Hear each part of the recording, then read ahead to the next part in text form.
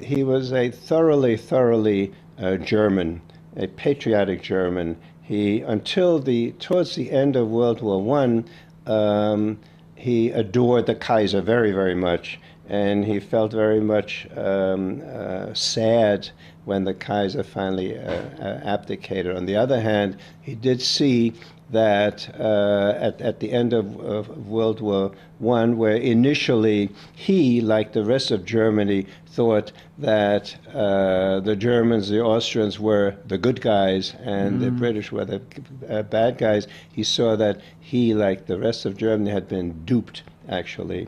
The other thing, in his commentary on the course of World War One, he made many very wise statements, and he saw, there's one entry in that diary, and I mentioned this in answer to your question, that he has an entry at exactly the date of the Versailles Treaty.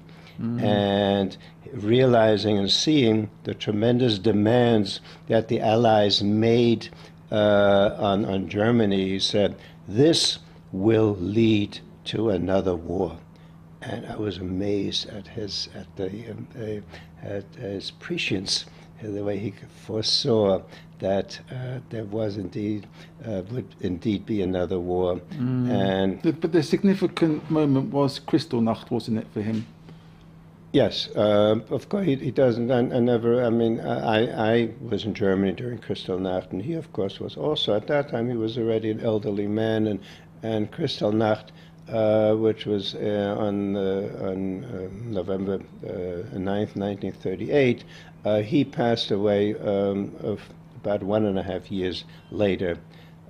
Indeed, he saw the rise of Hitler, and he was able to reach England in the early 1939, and he passed away in London 1940. Again, do you have any recollections of the rise of Hitler? And very much so, yes, because I saw it, even though I was a little boy, I saw it. Not only that, I realized in retrospect that there was a bold handwriting on the wall, which I could see in retrospect, which my dad, who was a physician in a small town in Germany, must have seen also, especially since early on he was hit by the boycott of the Jews. And my mother records in her diary how happy they were that finally the boycott was at that time lifted and my father was able to practice again. But I saw so very distinctly, with sharply etched in my memory, the Nazis, the brown shirts, walking past our window singing, wenn das Judenblut vom Messer spritzt, ist alles wieder gut. When Jewish blood splatters from the knife, all will be well. And I heard this, and my father heard it, and there was a Stürmer, which was this obscene Nazi paper, thoroughly anti-Semitic, which I saw, which I remember, and my father saw also. My question now was, why did my father wait for such a long time? And the answer is?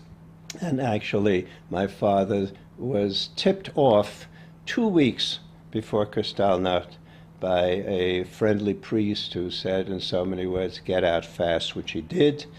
And I was fortunate to be able to, my whole family was reunited in the United States. Is that where your family headed for?